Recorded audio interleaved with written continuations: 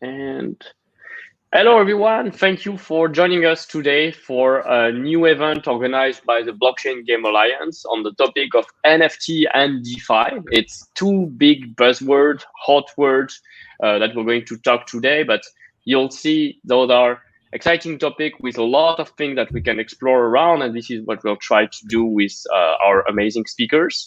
Before that, I'll start with our usual introduction of what is the Blockchain Game Alliance.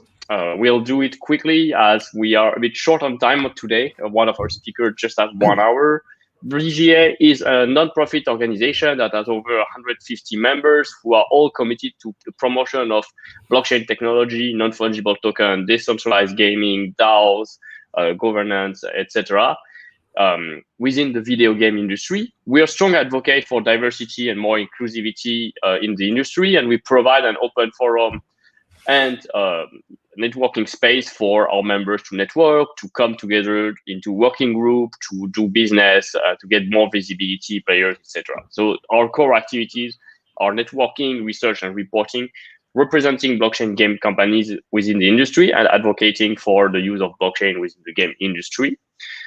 These are all our members, so not only games or blockchain game company, but a wide range of different types, whether it's press and media, chains and protocol, and legal company, investors, developer solution, esports platform, you name it, you can almost find them in the BGA. So we've been really growing recently.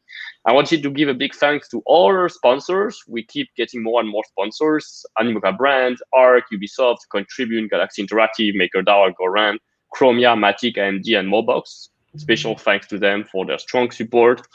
We are open to all your ideas for events to host, so whether we do interview with industry leaders in video game industry, whether we do workshops on specific thematics like today, NFT and DeFi. We did DeFi and gaming, we did DAOs and governance, we did NFT and legal topics, we did decentralized gaming. So we keep providing every week new content with amazing speakers who are sharing their opinion, sharing knowledge on the space. Every month, we have our new member presentation as well on the last day of the month, and we offer free tickets to all our members to various conferences online, as well as many speaking opportunities to those events. Right. We have various thematics, and today we are continuing with this topic around NFT. If you want to learn more, follow us on Twitter, Medium, Telegram, or look at our website. We are always looking and happy to welcome new members in the BGA. And without any further ado, let's introduce our speakers today, as well as our host, Serena. Hi, and welcome everybody. Thank you, Sebastian, for this introduction to the Blockchain Game Alliance. And we welcome today Jamie Burke. It's lovely to have you here. I'm going to pass on the word to you now to give a quick introduction about yourself and about your recent activities that you've been involved to. Jamie. Yeah, sure. So I'm Jamie Burke, founder and CEO of Outlier Ventures. We've been around for just over 7 years. So we were the first dedicated blockchain institutional investor in Europe, one of the first in the world. And we've really evolved with the industry. So in the early days, there weren't many businesses to invest in. And you could argue that that could still be true. So we were a studio. When there was a lot of infrastructure that needed to be built, we incubated protocols, multi-year engagements. And now we've got this maturing Web3 technology stack. We're focused much more at the middleware layer, so helping make it accessible to developers, onboarding 99% of developers, but then also at the application layer, so applying this technology stack to particular domains. And one of those is NFTs, the other one is DeFi. You could argue NFTs are somehow a subset of DeFi. And the third one is what we call the open data economy. So this is looking at blockchain in the context of other technologies like IoT and AI, whereby we're looking at the commodification of data, so the production, distribution, curation, and then consumption of data, consumption of AI, machine learning. But actually, it's not as clean as that. Of course, all of these things interact. So we're starting to see NFTs interplay with DeFi and DeFi interplay with NFTs. As an accelerator now, we work with 30 startups a year, pre-seed, seed stage, anything from a great team with a concept all the way through to a team with a product, customers, revenue. And increasingly, that portfolio, we accelerated 21 startups in the last 12 months, despite what was going on in crypto, which was regarded as a winter. We're one of the most active investors in the world despite that. So we're kind of evergreen. And we're now looking for, the next most exciting early stage NFT startups to join us for our winter cohort. And final plug, you can apply at outlierventures.io/basecamp. Wonderful. Thank you so much. And then we welcome Jennifer from the MakerDAO Foundation. Hi, welcome. Hi, nice to see everybody. My name is Jen Senhaji. I'm on the business development team at the Maker Foundation. So in this role, I work with our partners who include developers, applications, anybody that can benefit from integrating DAI or parts of the Maker protocol. We currently have over 700 integration partners, such as exchanges, wallets, DeFi apps, and more recently and exciting are blockchain-based games, artists, and NFT marketplaces and tools. So really simply, our goal is to bring DAI to critical mass across the global economy. I think everybody's pretty familiar with DAI. It's pretty established in DeFi as a DeFi primitive and has gained pretty wide recognition. Personally, I'm really excited about seeing the NFT space grow and bring new opportunities to artists and creators and musicians and their fan base. I actually started my career in the art world selling advertising for one of the first art publications. I think it actually might be the oldest art publication in circulation. It's called Art News. It's still around now in a digital form. Yeah, it was originally a newsletter that started in the 70s. Then it became a more full-fledged magazine, a subscription magazine. And then over the years, it finally migrated to a digital platform. So started out there, I was selling advertising space for them. So in my early days, I spent a lot of times walking around New York City, going to art galleries and art museums and really kind of helping artists and gallery owners, museums find ways to bring awareness to their artists and, their art inventory. So it's really interesting to see how now I'm in this position where this really exciting space is bubbling up for artists and NFTs, where that whole process of, as an artist or business owner trying to reach fans, users, collectors at scale was so much harder, and you had to rely on such slower methods. But now you have these new tools and platforms that an artist can now directly engage with their fans and their collectors in a very quick, easy, and global way. So it's a lot of fun kind of witnessing this part of the space grow up. And excited to be here. Wonderful. Thank you so much for this intro. And then we welcome David from Gamelo. Hi, David, and welcome. Hello. How are you? Fine, thank you. Yeah, thanks for having me on this panel. Very interesting topics today. So we are a specialist law firm based in San Francisco with lawyers in Europe as well as Asia. We're a 10-lawyer team currently focused on cutting-edge media and tech verticals.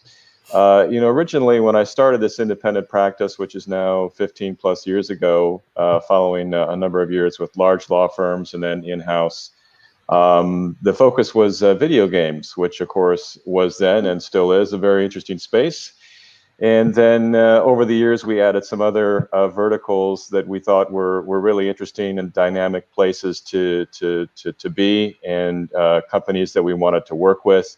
And those included digital media, entertainment, VR, AR, and then at some point blockchain came along, and somehow we never really envisioned blockchain sort of synergizing and joining with these other verticals. But that certainly has been the case here, in recent months and perhaps the last couple of years.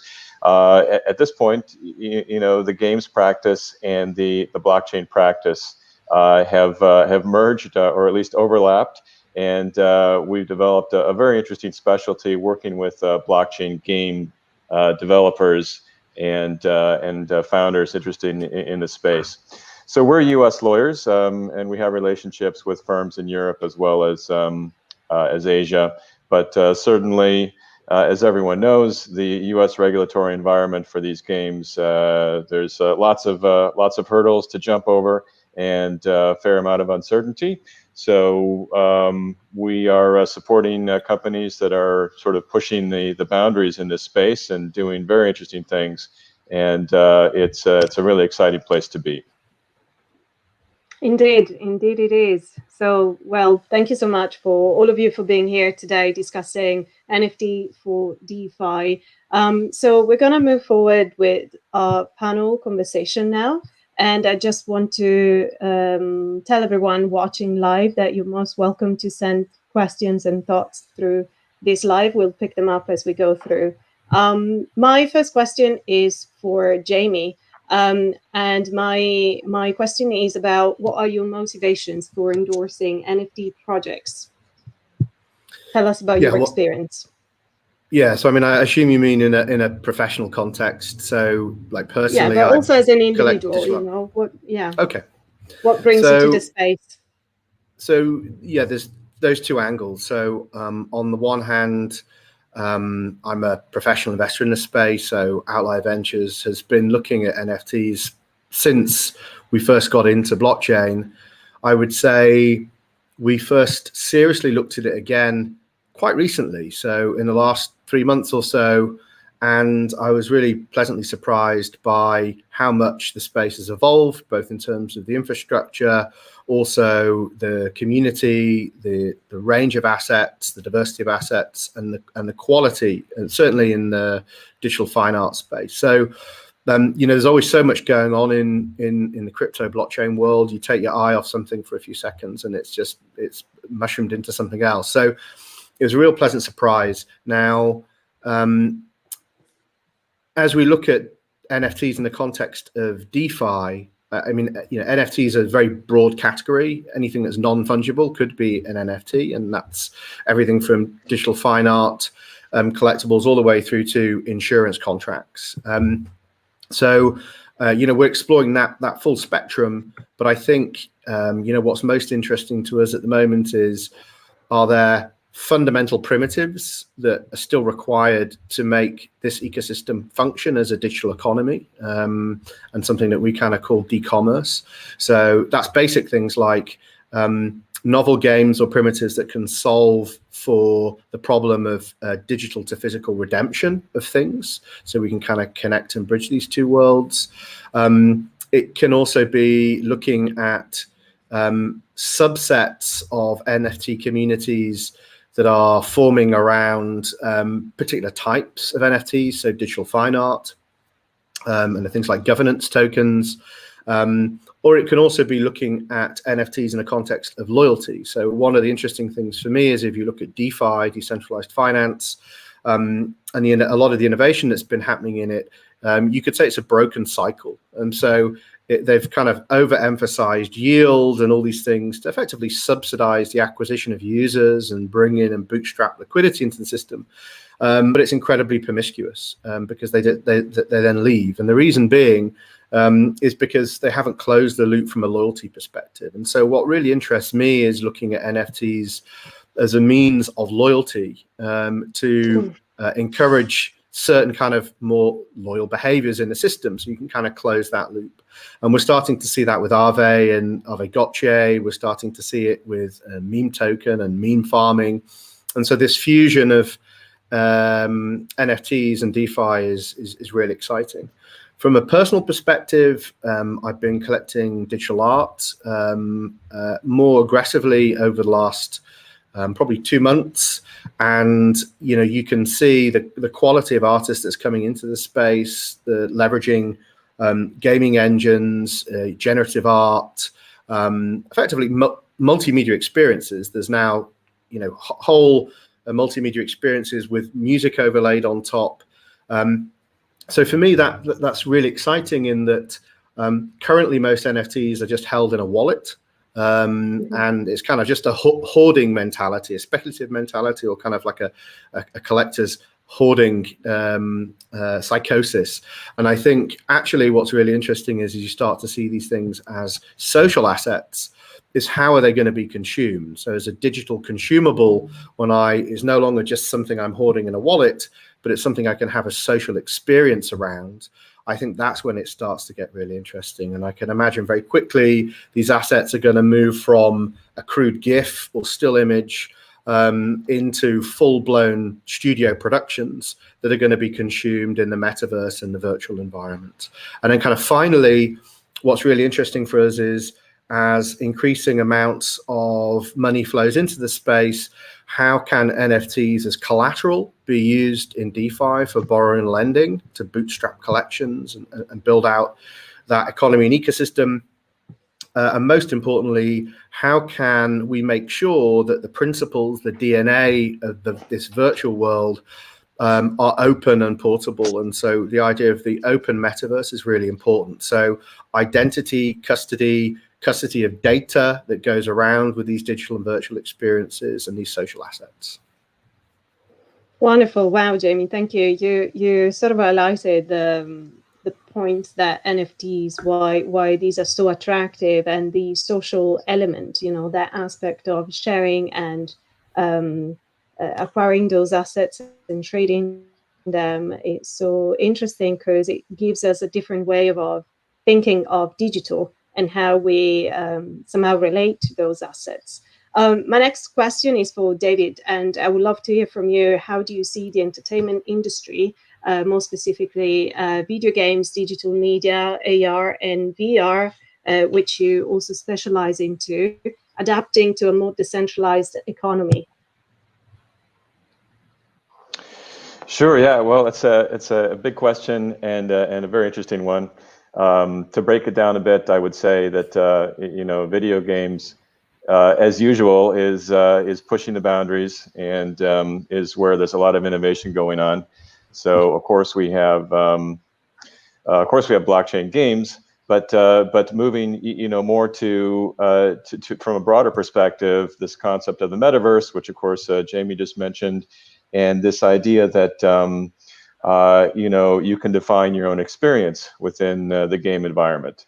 It is no longer a linear progression where you're presented with with an experience and perhaps you're successful and you proceed for a long time in that particular linear path. But the metaverse opens the opportunity for people to really define their own experience, and that certainly goes along with this concept of decentralization.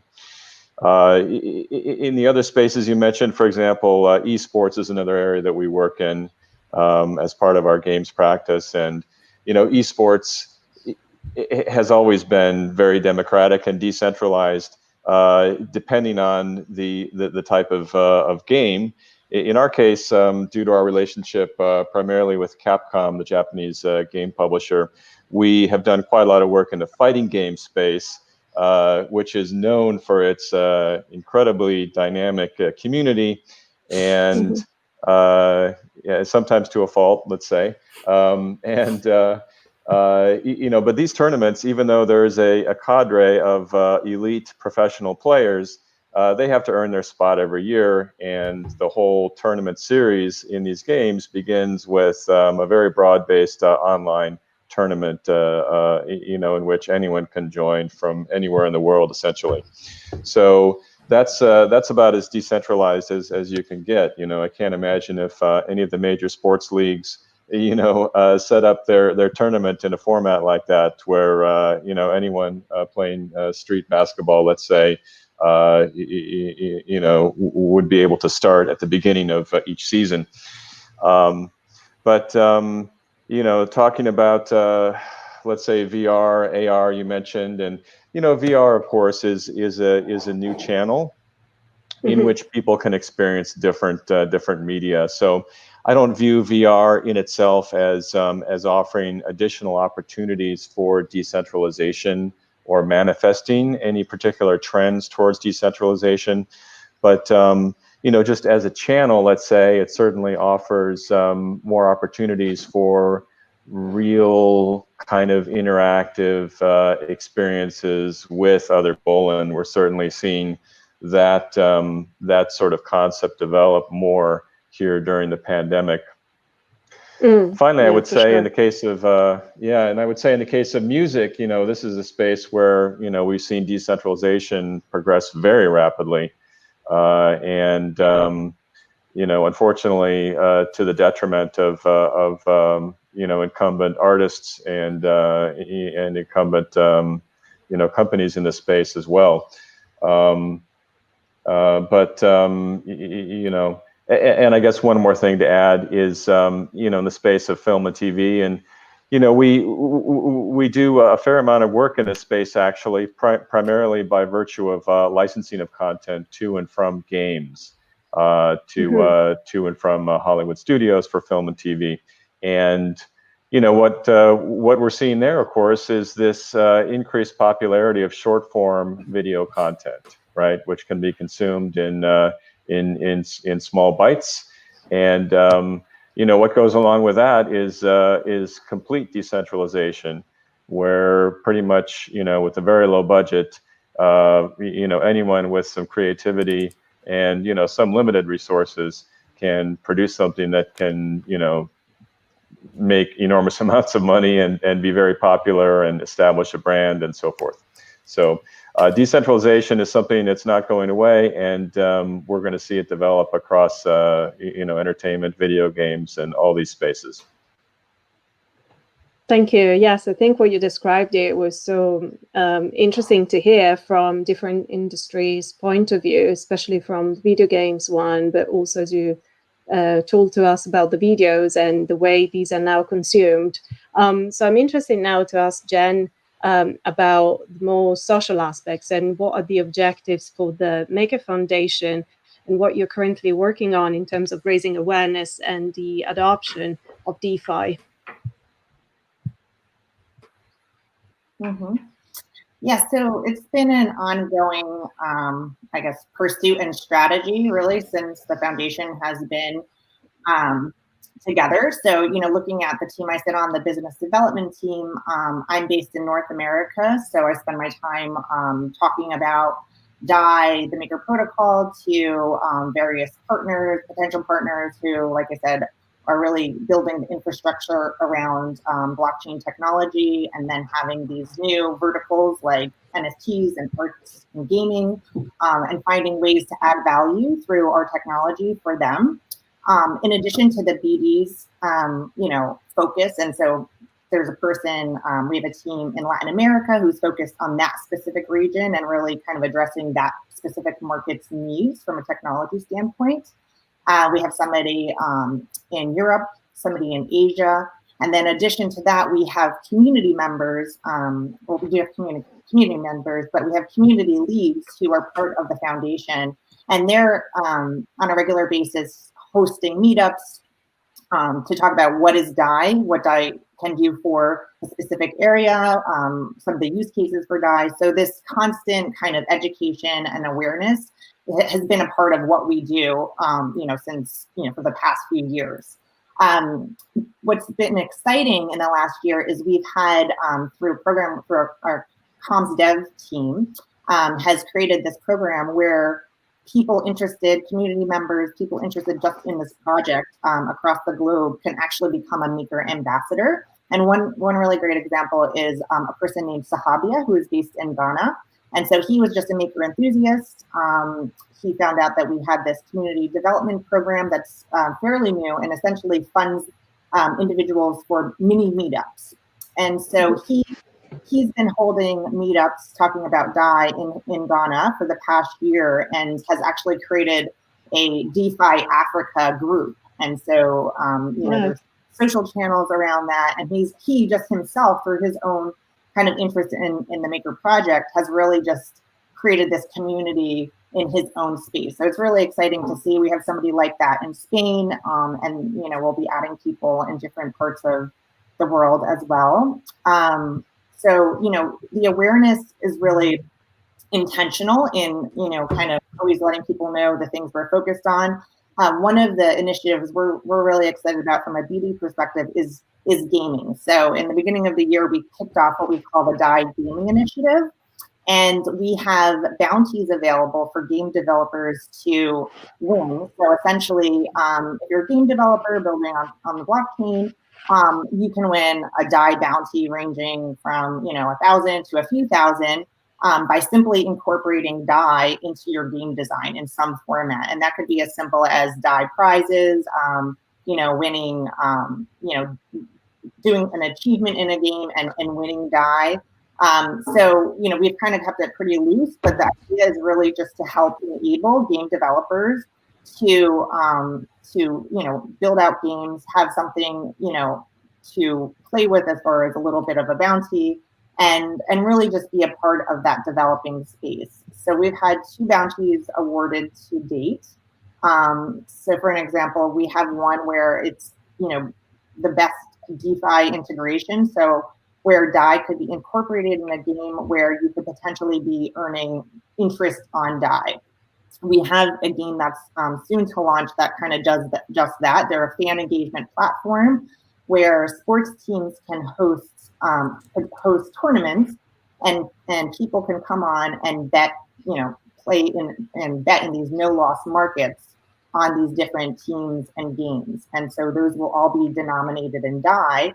And they'll also integrate an interest earning feature based off of the staked array protocol, where DAI will be added to a pool and will be generating interest through that pool. So the winnings will actually be the interest earned in that pool.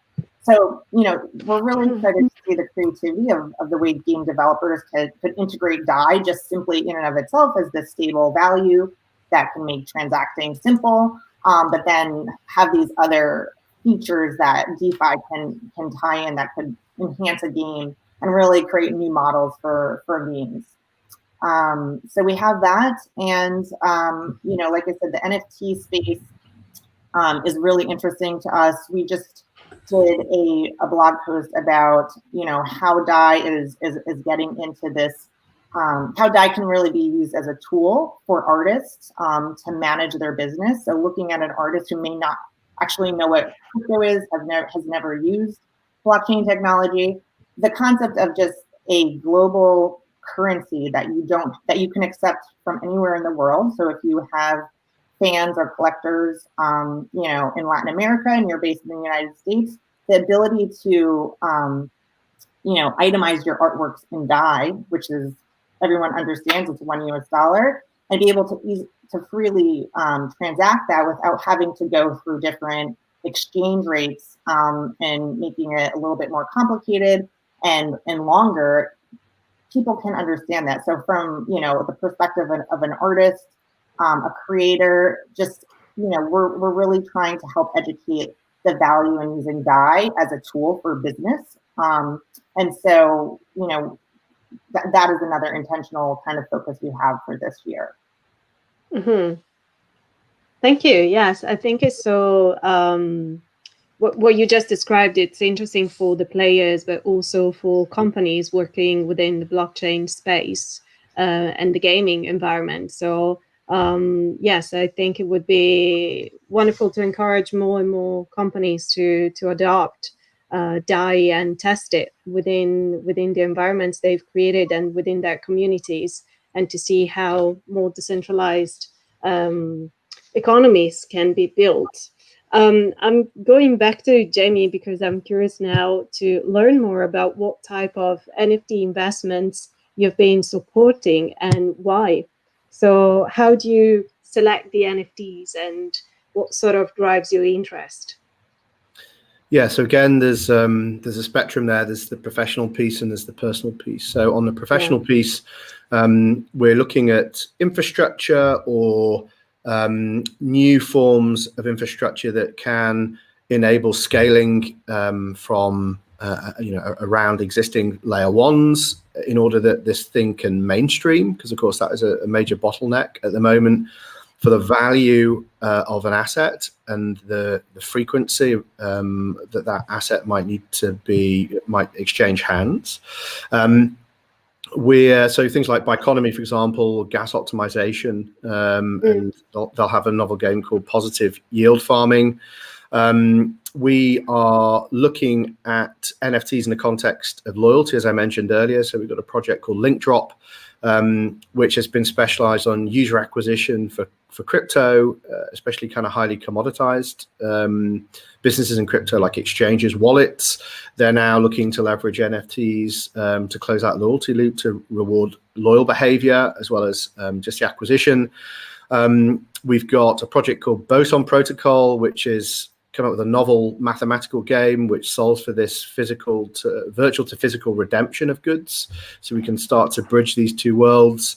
We've got another investment called Crucible. Crucible are looking at effectively open metaverse identity management, the idea of portable identity between gaming environments, but then associated NFTs and kind of this vault management, and then increasingly how you might borrow and lend against that as collateral. On the personal end of the spectrum, as I said, I'm kind of collecting what I hope to be digital fine art.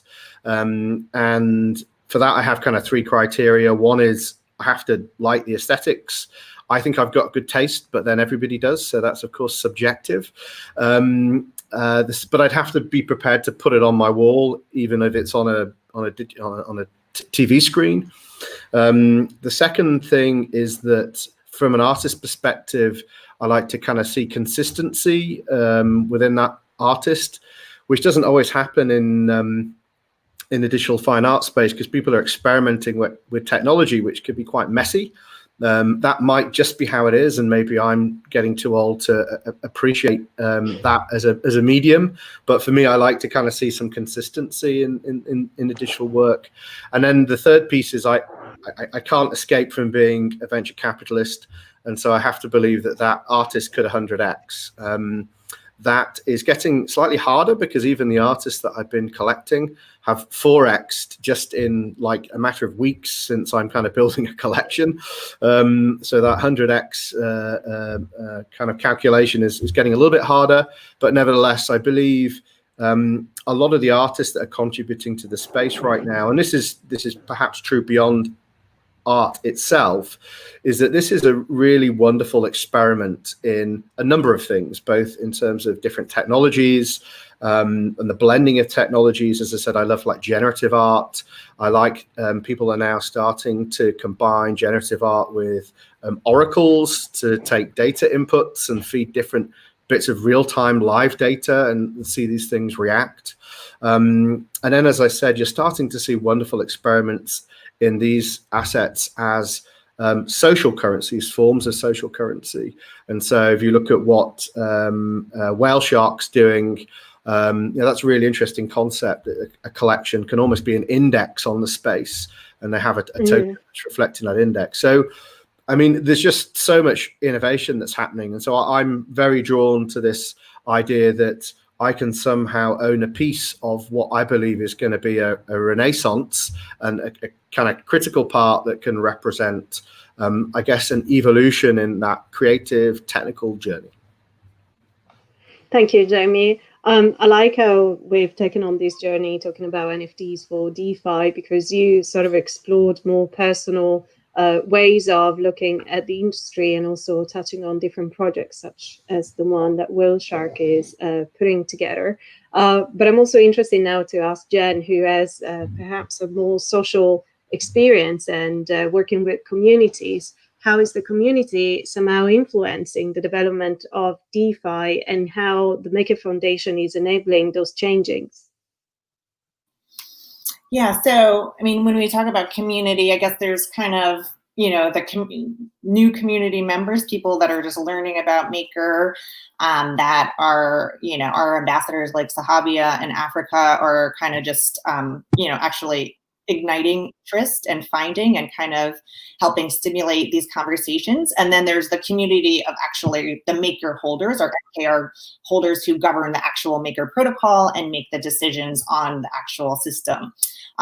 So, like kind of looking at both, I think right now we have just recently launched this feature for the MKR holders to actually earn NFT badges by doing by basically participating in governance. So you can earn a reputation badge by voting and essentially voting on anything that's coming up for a vote in the maker system, and it gives you this ability to kind of showcase that on our forums, and our forums are where all the conversations amongst the maker community takes place, and it's very active and robust. So having this NFT badge that doesn't actually, it's non-transferable, so it's not something where you're going to trade on a secondary market, but it's more to kind of signify you are an active participant of maker governance. So I think that's interesting. This is new, so it'll be, I don't have a lot of data to say like how it's being received, but I think these are new tools that projects who have a community like ours can institute to really generate engagement. And the interesting thing is, it doesn't have to always be a financial reward. And I think that's a real distinction, where a lot of times kind of engaging with the community or your fans, it doesn't always have to translate into I received $10 or $5. It could be something much, much more representative of the experience and the meaning behind why you're there in the first place. So I think, I think that's a good, one of the kind of newer examples of how NFTs are playing a role in decentralized governance. And then on the other side with our community, just, kind of more enthusiasts, maybe not necessarily MKR holders, but people that are just learning about the Maker protocol. I think, our system, the Maker protocol, allows anyone, anywhere to take a collateral asset that's accepted in the system, ERC20 token, and generate DAI against it. You don't have to go through a bank. You don't have to do KYC. So, it's an entirely decentralized process of getting, generating DAI against something you own. So looking at where, that can lead to, it's clear that NFTs at some point, and that's happening already with NFT. It's a project NFT something. I think, Jamie, you mentioned it before. But anyway, they allow you to collateralize your NFTs and generate ETH or DAI. So looking at kind of the vision of what the Maker protocol intends to do, which is essentially, bring on real world assets to generate DAI, NFTs are a very easy thing to do. So if you are amassing a collection of art that's represented in NFTs, you can use the protocol to now get liquidity off of that collection without having to part with it and without having to sell it. So I think from a user, in the world, or somebody that's learning about the Maker protocol, that could be really, really interesting, because now you have this tool where if you want, you can actually use it as a way to generate DAI, which then you can do many other things with. That's interesting. Thank you, Jen, for explaining these two communities as well, the most active and also the community more in general, and how this is perceived on a more global scale, and what the perception of DAI is and has been. I'd love now to address a couple of comments and questions from the audience, and also to ask the next question to David. Here we're going to be talking now more about the opportunities and risks for NFTs investors, if you'd like to highlight a few. Sure, thank you. So first, I just mentioned the topic of our panel today, which is very compelling, the intersection of DeFi and NFTs. Actually, it causes a little bit of discomfort for a securities lawyer, because the general consensus to date, anyway, in the legal community, in the US has been that NFTs are not securities. And that has been the foundation of lots of advice provided to clients and lots of successful business models to date, right, in the US. Now, of course, not speaking for other jurisdictions, but outside the US, but I think that that has generally been the understanding. NFTs generally are not traded actively, let's say, historically. They are, by definition, non-fungible. And therefore, this is supposed to be, in theory anyway, the domain of collectors, of individuals who are in an entertainment experience, let's say, purchasing virtual real property, for example, and therefore this is not a concern for the securities regulators. But obviously now, as DeFi sort of begins to swallow different sectors within blockchain, we are seeing the possibility. And I don't think at this point it is so much of a concern, but we certainly are seeing the beginnings of the possibility of a convergence here, and the fact that, well, the possibility, the risk that securities regulators, in various jurisdictions will begin to have the concern that NFTs are, being purchased for investment purposes, for speculative purposes, and that therefore this is something that they should start to pay attention to. Yes, absolutely. And what would you say are the gaps preventing mass adoption? I know you described some of the challenges. But do you see any area that could be seen as a major gap for mass adoption? Well, I think certainly in the U.S. there is a tremendous potential for a broadening of the community of individuals interested in purchasing NFTs for collectible purchases and for longer-term investment purchases. Like you'd purchase some people in certain sectors, let's say, of the economy would purchase, wine and fine art. What's holding that back? I think, principal reason currently is just a lack of information. Another reason, certainly in the US, is the continuing association, let's say, of blockchain and cryptos with scams. I think we're beginning to overcome that, but it certainly, probably holds back some people from looking into it. And, let's face it, a big factor continues to be the, technical challenges and the friction points of actually participating, in this community and purchasing NFTs. Yes, absolutely. I think there are challenges there, but also plenty of opportunities. And I would love for all of you to think about what these opportunities or challenges could be for the gaming industry, the blockchain gaming industry. So I'll give you a few moments to think about that while we address this question coming from Marcus, who's watching online, asking what real-world concepts could be utilized to create loyalty in the NFT world. What are your thoughts about that? Jamie, would you like to address that question? Oh, let me unmute you. If you just... I'm done. Sorry about that. No problem. Yeah, so I think, they're innumerable, and what's interesting about this is that you can apply lots of different game theory to how you program these NFTs to encourage or discourage certain behavior. I think to pick up on a point that was made earlier, these don't always have to be monetary rewards.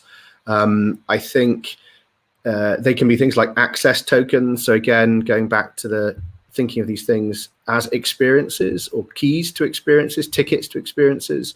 The idea that something can be consumed in a digital context and then it's burnt. So access is of course a great reward for loyalty if you're trying to build brand and community. So these are the things that I find quite interesting. Jen or David, would you like to share any thoughts on this question?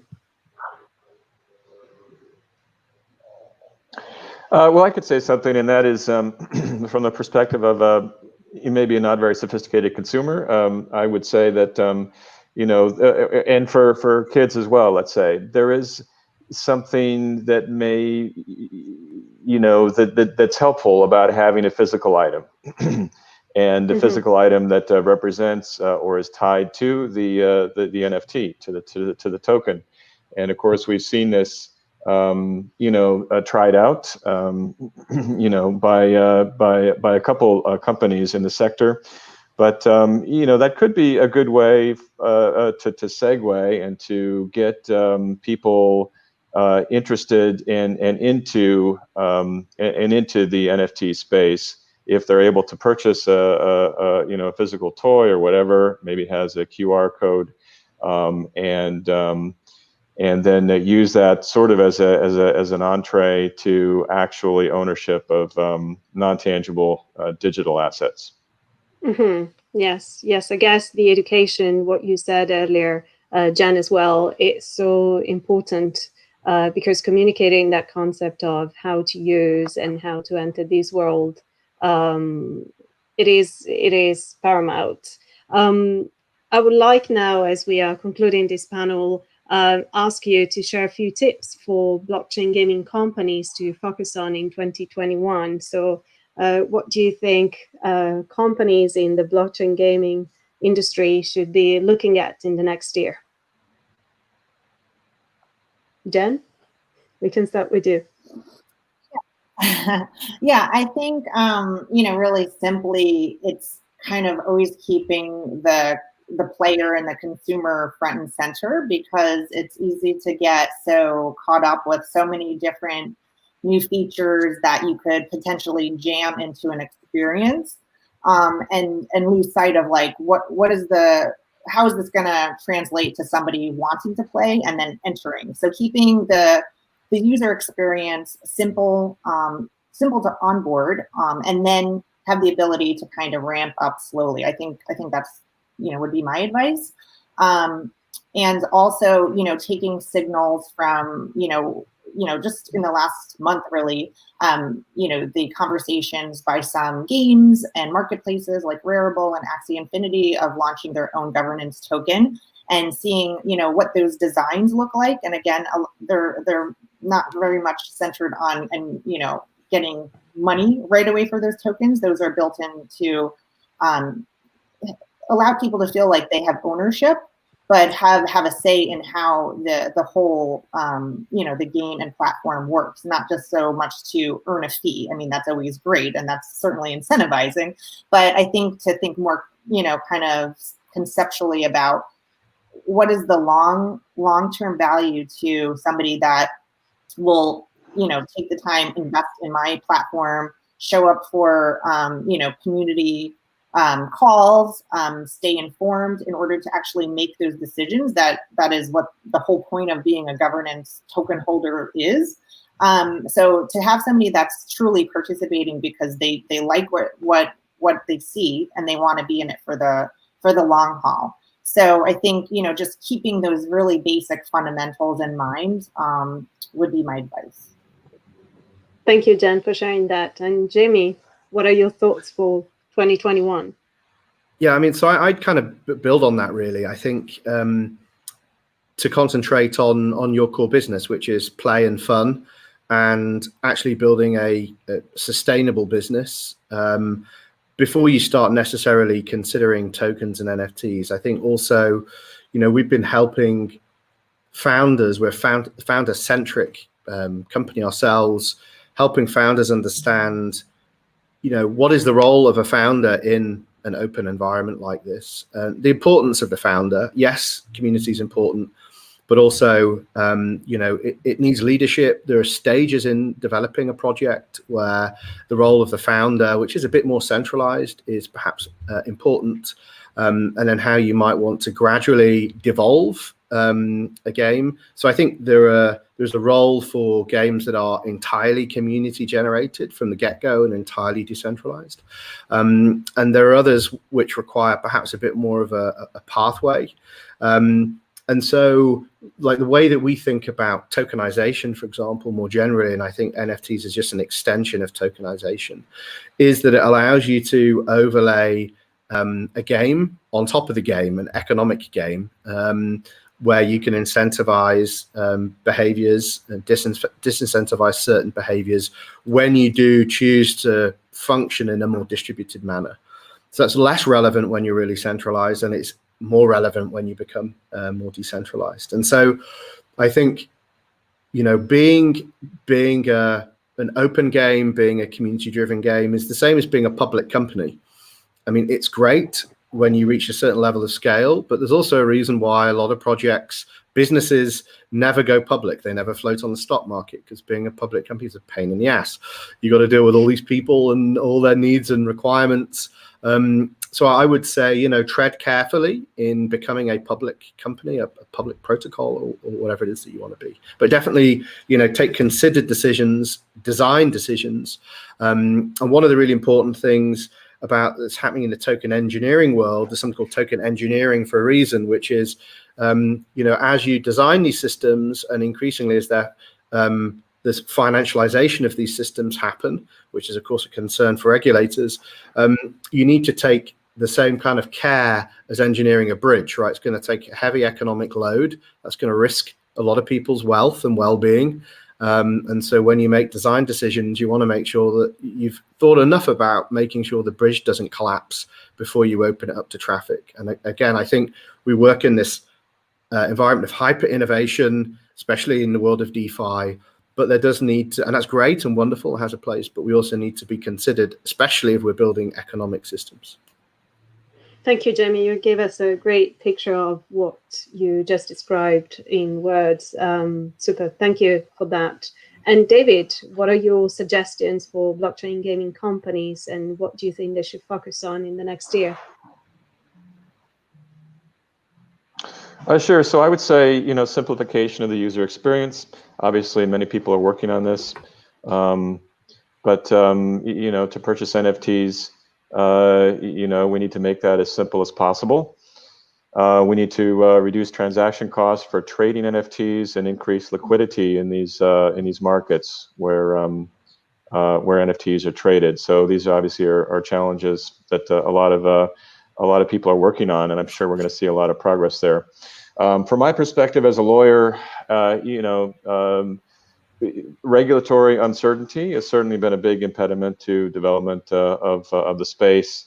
You know, the industry has an increasing number of legislators in the U.S. who understand the challenges and understand what's going on in the business and understand the great opportunities that blockchain provides, both you know, in the entertainment side as well as financial, et cetera. So, you know. And I know a lot of companies in the space are supporting associations that are educating the public and educating members of Congress and so forth on all the benefits that come with blockchain, and the fact that you know, blockchain games and blockchain you know used in various sectors is potentially a huge benefit. As it's adopted, and not just the domain of get-rich-quick scams. So, you know, I would say that for us to move forward and for the industry to grow and continue to grow at a dramatic rate as we enter the next year, education of the public and education of individuals in decision-making roles is going to be really important.